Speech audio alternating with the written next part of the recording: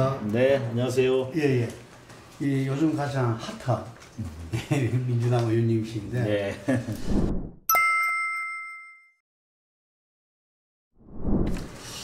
네, 사실은 그 후보자들 몇몇이 그 자기 직무를 수행하는 그런 행정적 그 능력이라든가 이런 부분에서는 좀 우수한 후보들이다. 이게 저희 청문회에 참여했던 많은 의원들의 평가입니다.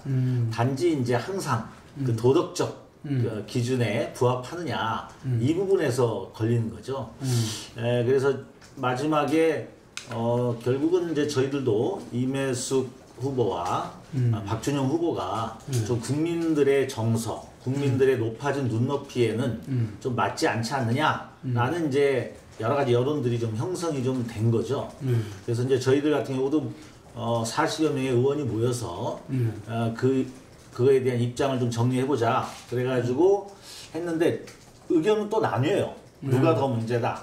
그렇다고 해서 의견이 나눈 걸 뭐 두 명을 다 하기에는 또 좀 부담도 있고 그래서 표현을 이제 저희들이 둘 중에 한 명이라는 의미로 최소한 한 명은 돼야 지금 이것을 엄중하게 지켜보고 있는 국민 여론이 이전처럼 이게 또 독주로 하는 것이 아니냐라고 하는 우려에 대해서 좀 우리가 변했다라고 하는 것들을 보여주기 위해서는 그 정도는 필요하다. 그러니까 좀 잣대가 좀 엄격해진 그런 결과다 이렇게 보고 있습니다.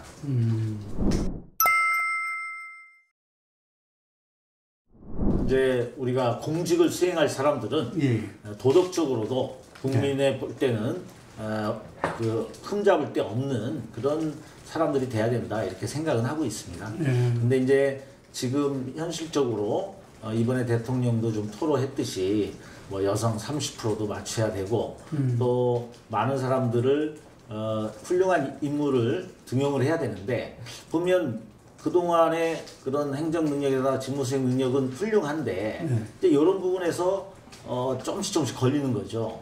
근데 이제 이게 국민들이 이제 용인을 해주면 넘어갈 수 있겠는데 그렇지 않으면 또 여기서 걸리니까 고민이 많았던 것 같고요. 실제 제가 여기 와가지고 우리 의원들을 보니까요. 그 예를 들면 장관이라든가 이렇게 과연 자기가 추천을 받았을 때 그 자신 있게 갈 수 있는 게 얼마나 될까? 이거에 대해서 우리가 술 한잔 하면서 농담처럼 얘기해 볼 때가 있는데요. 굉장히 그 자식 문제들. 제가 한 어떤 의원 얘기는 자식들이 앞으로 그런 데 나가지 마라. 그래서 그것을 안 나가겠다고 약속을 해달라. 그래서 서약까지 한 그런 의원도 있습니다. 그러니까 자식들이 자기들의 왜 사적인 것들이 부모로 인해서 이렇게 드러나야 되는가. 이제 이런 에피소드도 있는데 도덕적인 기준을 보긴 보는데 이거를 공개적으로 해가지고 신상 털기, 망신 주기 막 이렇게 해가지고 드러날 건 다 드러내놓고 낙마시키고 근데 그 기준도 사실은 여론재판으로 되는 경우도 많거든요. 그러니까 이런 것들을 좀 보완해서 우리가 본인의 어떤 그 실질적인 행정 능력을 우선 중시하고 도덕적인 것을 비공식적으로 해서 그 가족들에게 피해를 주지 않고 엄격하게 해서 만약에 도덕적으로도 문제가 있다. 그걸 비공개로 해서 탈락 의견을 해서 정리하면 돼요. 근데 이게 너무 공개적으로 드러내는 것은 다른 가족들에게도 이건 진짜 안 좋은 일이다 이렇게 생각하고 있습니다.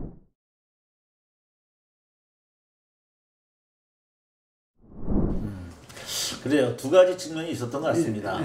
이제 하나는 당연히 그 국회에 처음 들어왔으니까 선배들이 어떻게 하는지도 좀 보고 좀 배워야 되는 것도 많지 않습니까? 그래서 그것을 우리가 좀 겸허히 배워야 된다 이렇게 스스로 생각했던 측면도 일정 부분 있고 그 다음에 지금 말씀하신 것처럼 2004년에 이 108명이 들어와가지고 너무 자기 주장대로 전체 공동의 그 정당의 가치와 체계 이런 부분을 좀 무시하고 그렇게 하다 보니까 108 번뇌가 됐다. 그러니까 우리 요번에 들어온 초선 의원들도 그걸 반면교사 삼아가지고 잘 알아서 좀 해줬으면 좋겠다. 이런 게 은근히 저희들한테 무언의 압박처럼 좀 온 게 사실입니다. 그래서 저희들이 어떤 여러 가지 다른 의견이 있어도 이런 것들이 우리 당에 누가 되지 않을까 그렇게 스스로 자기 검열을 했던 것이 있었고요.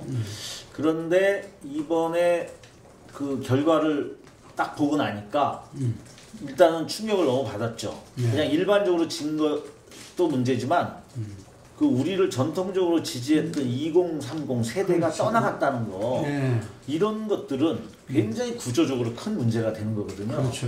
그래서 심각성을 느꼈고 거기서 이제 저희들이 반성을 했습니다. 그래서 저희들이 4월 9일 날 반성문을 우리 초선 전체 반성문도 냈고 그 다음에 2030 5명의 젊은 의원들은 별도로 냈다가 많은 공격을 받았는데 그래서 그 당시 반성에서 우리 내부에 이 오만했던 모습, 그 다음에 독단적이었던 모습, 그 다음에 무능했던 모습, 또 위선적이었던 모습, 이러한 것들이 있었다는 것을 인정한다. 그래서 우리가 보다 유능하고 겸손하고 그 다음에 진실된 그러한 정치인으로서 새로 거듭나도록 지금부터 우리가 목소리를 내겠다라는 그런 우리 반성문을 냈던 거거든요. 그래서 그때 만들어진 게 더민초였고 그래가지고 저희들이 이제 그 쓴소리 프로그램을 통해서 지금 20대, 30대 듣고 있고요.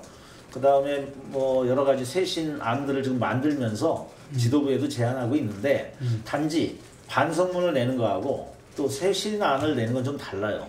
쇄신안이라는 건 어떻게 보면 앞으로의 새로운 변화에 대한 대안을 세우는 건데 기존에도 보면 쇄신안을 만들었지만 이런 것들이 또 여러 측면에서 그것이 실현되기 어려운 이런 것들도 많이 있었기 때문에 진짜 이것이 변화를 야기하고 실현 가능하려면은 굉장히 집중적이고 체계적인 이런 분석이 필요하거든요.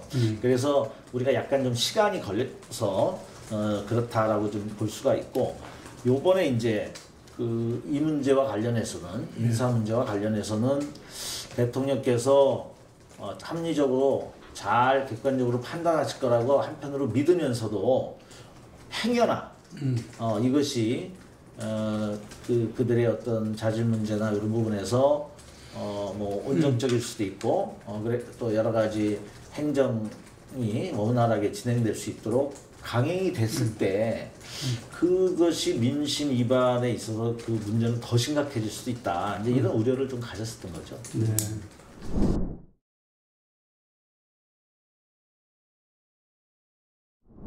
네, 일단 송영길 대표가 민주당 이름만 빼고 모든 걸 바꿔야 된다.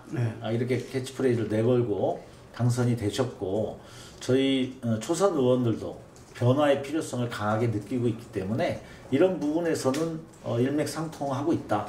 이렇게 볼 수 있습니다. 따로 소통 채널도 만든다고 했던 것 같은데.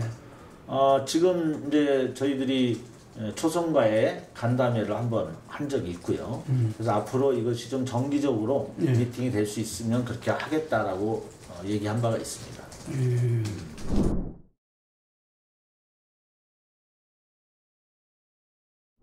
네, 기본적으로는 우리가 당원이기 때문에 그들이 당원의 어떤 의사는 존중돼야 되고 또 자신들의 의견이 또 다양한 형태로 SNS상으로 표출될 수 있다고 봅니다.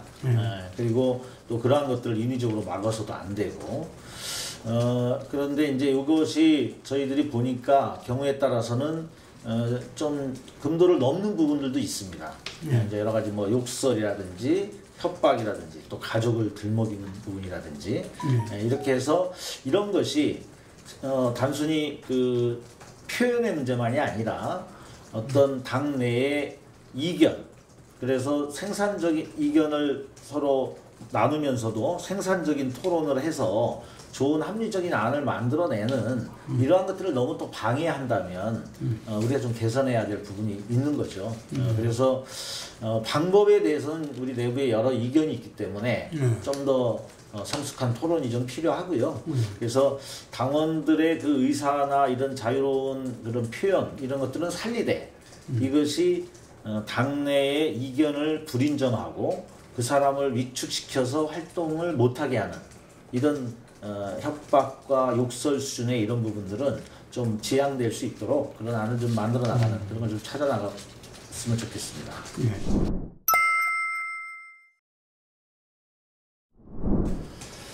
우선은 그 민생 개혁이 좀 필요한 거죠. 민생 문제에 집중해야 된다. 그러니까 저는 요번에 많은 뭐 2030의 이반이라든지 또 국민들의 여러 가지 우리에 대한 질책 이런 거에 근본적 배경에는 지금 삶이 고통스럽다는 거거든요.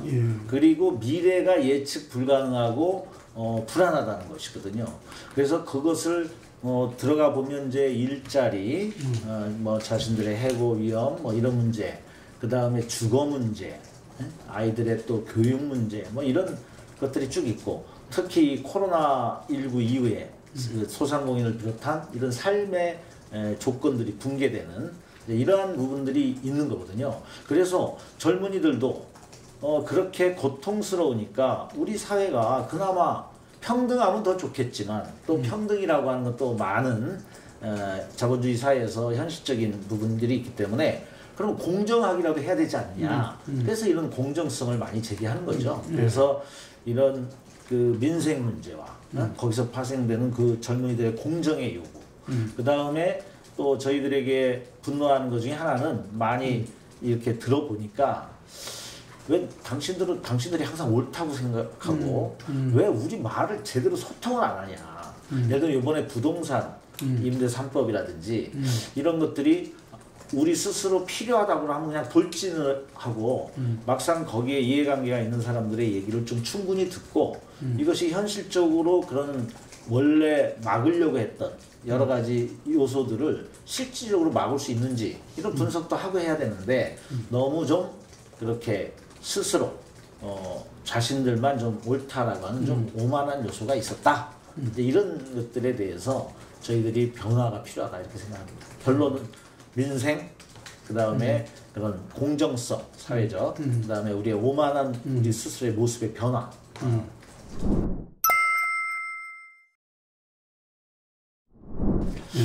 뭐 저희들이 뭐 초선 이래도 당의 한 구성원이고 그러기 때문에 이제 이런 문제들은 우리가 신중하게 접근을 해야 되는데 그리고 굉장히 예민한 질문을 해주신 겁니다.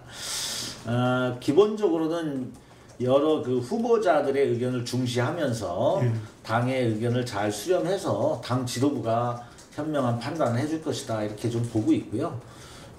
이 과정에서 이제 우리가 대선을 승리하려면 내부의 단합이 중요하거든요. 근데 이 단합이나 이런 것들을 해칠 정도로 이게 너무 갈등으로 가는 그런 해법이 돼서는 곤란할 수도 있기 때문에 일단 후보자들의 의견을 최대한 중시하면서 당 지도부가 좀 합리적인 뭐 그대로 가야 되면 그대로 가야 되는 거고 또 후보자들이 일정 정도 뭐 인정이 된다면 또 새로운 변화를 줄 수도 있는 거고 그런 문제가 아닌가 이렇게 보고 있고요.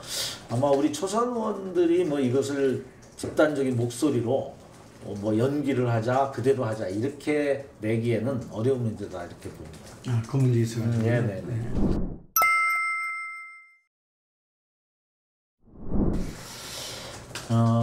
우선은 이제 저희들이 선거를 좀 치러야 되는 게 그동안에 몇 번의 선거 과정에서 우리가 지금 의원들도 그렇고 당이 모아진 합의된 의견들이 있어요. 그게 뭐냐면 이제는 캠프 중심이 아니라 당 중심의 선거를 치러야 된다. 이런 것들이 어느 정도 의견이 좀 모아지고 있거든요. 그래서 당에서 당의 정책과 공약, 그 다음에 당의 조직이 하나가 돼서 움직이는 이런 선거가 돼야 되고 그러면 그 당의 그런 것과 잘 화합하고 당의 요구를 잘 받을 수 있어야 되겠죠. 그래서 네, 다행히 우리 지금 거론되는 후보들은 다 우리 당과 함께한 후보들입니다.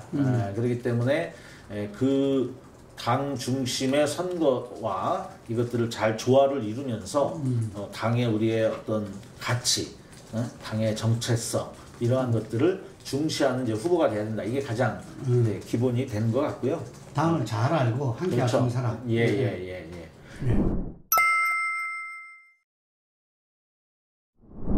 저희들한테는 뭐 사실 굉장히 부담스럽고 기피하고 싶은 그런 여러 가지 그 검찰 내 행태를 보였기 때문에 그런 분이 정치적으로 이렇게 부각되는 것을 일단 기본적으로 원치 않죠. 원치 않는데 그런 평가와 무관하게 현실적인 그 국민들에게 얼마만큼 영향력을 갖추냐는 건 좀 다른 문제니까 어쨌든 저희들이 좀 책임도 있고 그분이 성장하는 데는 지금은 그 국민의힘 자체 내에서 역량 있는 후보가 거의 제대로 없는 상태에서 그 기대가 지금 윤석열 후보에게 많이 윤석열 전 총장에게 많이 모아진 건 사실인 것 같습니다. 그것이 여러 가지 여론조사상 지표로도 나오고 있고 그래서 처음에 저희들이 이렇게 좀 간과하려고 했던 그런 부분보다는 현실적으로 드러난 건 사실입니다. 그렇지만 그럼에도 불구하고 윤석열 그 전 총장은 이게 스스로 빛을 발하는 그런 별은 아닌 것 같습니다. 그러니까 다른 빛에 의해서 자기가 밝아질 수 있는 그런 좀 항성과 같은 것이죠. 그래서 뭐 이전에 그 국정원 여직원 사건이라든가 그다음에 박근혜 국정농단, 뭐 조국 추윤 갈등 이런 것들이 자신의 역량을 그대로 좀 드러낸 것만이 아니라 어떻게 보면 주어진 조건에서 형성된 부분들이 많이 있기 때문에 이러한 것들이 자기 역량을 얼마나 발휘를 해서 국민들에게 어필할 수 있는지에 대해서는 그렇게 크게 평가하기는 좀 어려운 부분이 있지 않나 이런 게 하나가 있고요. 또 한 측면에서는 그 검찰 수장이 과연 지금 우리 국민들이 갖고 있는 여러 가지 삶의 어려움, 이런 어떤 민생 문제부터 시작해서 또 이런 남북 평화의 문제, 이러한 것들을 얼마만큼 제대로 해결할 수 있는 능력을 갖고 있는지는 전혀 검증도 안 돼 있고 공부를 열심히 하고 있잖아요. 대통령이 공부로 되면 할 수 있는 사람이 많습니다. 그런데 그런 것들은 일시적인 공부로 되는 것이 아니라 일단 자기 철학이 있어야 되죠. 정치인은. 그 철학은 하루아침에 생기는 게 아닙니다. 공부로 되는 것도 아니고 삶의 경험과 또 여러 가지 애환도 겪어나가면서 자신이 실제 공공적 문제의식, 역사를 바라보는 시각, 국민들에 대한 애정과 그것에 대한 해결을 하고자 하는 의지, 이런 것들이 오랜 동안 형성돼서 하나의 철학이 형성되는 거죠. 그래서 원래 정치는 정치인이 해야 된다라고 하는 얘기가 거기서 나오는 거거든요. 그래서 그러한 것들을 갖춰야 되는데 사실은 일시적인 그런 국민들의 지지에 입각해가지고 이렇게 등장을 할 때 그동안 많은 그런 사람들이 숱하게 흥했다가 다시 쇠한 것을 봤듯이 과연 그러한 것들을 제대로 할 수 있는지에 대해서는 많은 의문을 갖고 있습니다. 네, 안녕하십니까. 안산 단원갑 고영희 국회의원입니다. 지금 더불어민주당 초선 의원 모임 운영위원장을 맡고 있고요. 지금 저희 민주당이 이번 4.7 보궐선거를 통해서 우리 국민들에게 많은 질책을 받았습니다. 저희들 많은 반성을 하고 있습니다. 저희들이 무능했던 면, 또 오만했던 면, 위선적인 면이 있다면 그것들을 다시 한번 들춰내고 저희들이 반성하고 변화하겠습니다. 그 과정에서 저희 초선들에게 상대적으로 때가 덜 묻었기 때문에 기존의 선배들보다도 좀 더 국민과 민심의 편에서 정치활동을 하라고 보여주는 저희들에 대한 기대를 저희들이 실망시켜드리지 않기 위해서 더욱더 노력하겠습니다. 지켜봐 주시고 응원해 주시면 민주당의 새로운 모습을 통해서 국민들의 삶의 질을 바꾸는 그런 모습을 보여드리겠습니다. 감사합니다.